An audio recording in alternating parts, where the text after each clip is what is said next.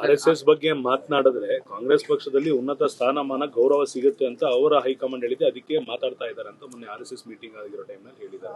ಅದೇ ಅವರಿಗೂ ನನ್ನ ಬಗ್ಗೆ ಮಾತಾಡಿದ್ರೆ ಉನ್ನತ ಸ್ಥಾನ ಸಿಗ್ತದಂತನಾ?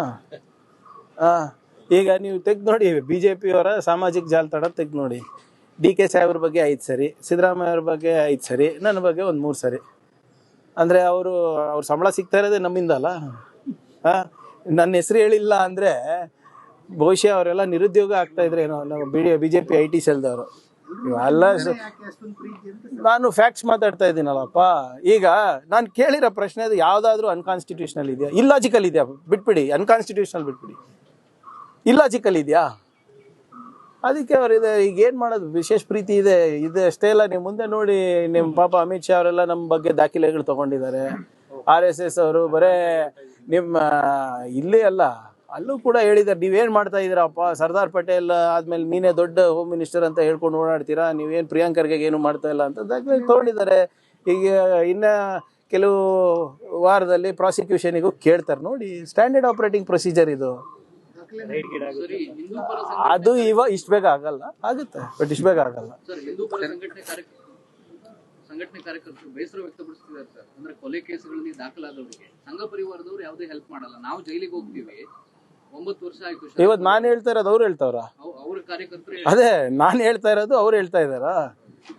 ನಾನು ಮುಂಚೆಯಿಂದ ಏನು ಹೇಳ್ತಾ ಇದ್ದೀನಿ, ಈ ಶಾಲು, ಈ ನಿಮ್ಮ ಗೋಶಾಲೆಗೆ ಹೋಗ್ಬೇಕು, ಗೌಮೂತ್ರ ಕುಡಿಬೇಕು, ಧರ್ಮ ರಕ್ಷಣೆ, ಗೋ ರಕ್ಷಣೆಗೆಲ್ಲ ಯಾರಿಗೆ ಬಿಡೋದು? ಬಡವ್ರ ಮಕ್ಕಳಿಗೆ. ಇವ್ರ ಮಕ್ಳು ಏನು ಮಾಡ್ತಾ ಇದ್ದಾರೆ ತೋರಿಸ್ಬಿಡಿ. ಒಂದು BJP ಲೀಡರ್ ಮಗ ಇವತ್ತು RSS ಫುಲ್ ಟೈಮ್ ಪ್ರಚಾರಕ್ಕೆ ಯಾರನ್ನ ಇದ್ದಾರ ತೋರಿಸ್ಬಿಡಿ ನನಗೆ. ಒಬ್ಬ BJP ಮಗ. ಹೌದಪ್ಪ, ದಿನನಿತ್ಯ ಬೆಳಿಗ್ಗೆ ಎದ್ದು ಶಾಖಾಗಿ ಹೋಗ್ತೀರಿ, ಗೌ ಸೇವೆ ಮಾಡ್ತೀರಿ, ಗೌಮೂತ್ರ ಕುಡಿಯೋದು. ಒಬ್ಬ BJP ನಾಯಕರ ಮಗ ತೋರಿಸಿ, ಒಬ್ರು ತೋರಿಸ್ಬಿಡಿ ನನಗೆ ಫುಲ್ ಟೈಮ್ ಪ್ರಚಾರಕ್ಕೆ. ಸುಮ್ಮನೆ ಯಾವುದೋ ಒಂದು RSS ವಿಜಯದಶಮಿ ದಿವಸ ಹೋಗ್ಬಿಟ್ಟು ಚಡ್ಡಿ ಪ್ಯಾಂಟ್ ಹಾಕೊಳೋದಲ್ಲ. ಫುಲ್ ಟೈಮ್ ಪ್ರಚಾರಕ್ಕೆ ಯಾರಿದ್ದಾರೆ? ಕೋಮ ಗಲಭೆಗಳೆಲ್ಲ ಯಾರು ಸಾಯ್ತಾ ಇದ್ದಾರೆ ಸರ್? ಇವ್ರ ಮಕ್ಕಳು ಹೋಗ್ತಾರಾ ಅಲ್ಲಿ? ಇವತ್ತು ನಾನು ಹೇಳ್ತಾ ಇರೋದೇ ಬಹುಶಃ ಅವ್ರು ಪ್ರತಿಪಾದನೆ ಮಾಡ್ತಾ ಇದ್ದಾರೆ. ಏನಾಯ್ತು, ಇವರೆಲ್ಲ ಪರೇಶ್ ಮೇಸ್ತಾ ಹೆಸರಲ್ಲಿ ಎಲೆಕ್ಷನ್ ಗೆದ್ರಲ್ಲ ಅಪ್ಪ, ಹೋಗಿದಾರ ಅವ್ರ ಮನೆಗೆ? ಬೇರೆ ಬೇರೆ ಎಷ್ಟೊಂದು ಜನ ತೀರೋದ್ರಲ್ಲ ಪಾಪ ಮಕ್ಕಳು. ಎಲ್ಲಿ, ಎಷ್ಟು ವಯಸ್ಸವ್ರದ್ದು? 22, 25, 28. ಸೊ ಆದ್ರಿಂದ ಇವತ್ತು ನಾನು ಹೇಳ್ತಾ ಇರೋದು ಅವರು ಹೇಳ್ತಾ ಇದ್ದಾರೆ ಅಂದರೆ ಭಾಳ ಸಂತೋಷದ ವಿಷಯ. ಈಗನ ಜಾಗೃತರಾಗಿ ದಯವಿಟ್ಟು ಒಂದು ಉದ್ಯೋಗ ಹುಡುಕಿ, ತಮ್ಮ ಕುಟುಂಬದವರಿಗೆ ಒಂದು ನೆರವಾಗಿ. ಈ ಕೋಮ ಗಲಭೆಗಳು, ಕೋಮ ಘರ್ಷಣೆಗಳಿಗೆಲ್ಲ ಇವರೆಲ್ಲ ನಿಮ್ಗೆ ಉಪಯೋಗ ಮಾಡ್ಕೊತಾ ಇದ್ದಾರೆ. ಹಿಂದುಳಿದ ವರ್ಗದವರಿಗೆ, ದಲಿತರಿಗೆ, ಆರ್ಥಿಕವಾಗಿ ಹಿಂದುಳಿದ ಮೇಲ್ವರ್ಗದವರಿಗೆ. ದಯವಿಟ್ಟು ಅದನ್ನು ಬಿಡಿ. ಇವರೆಲ್ಲ ಹೇಳ್ತಾ ಇದ್ದಾರಲ್ಲ RSS ಅವರು, ಇವರೆಲ್ಲರೂ ಒಂದ್ಸರಿ ರೈತರ ಪರವಾಗಿ ಪ್ರತಿಭಟನೆ ಮಾಡಿದ್ದು ನೋಡಿದ್ದೀರಾ? ಒಂದ್ಸರಿ ನಿರುದ್ಯೋಗ ಬಗ್ಗೆ ಮಾತನಾಡೋದು ನೋಡಿದ್ದೀರಾ?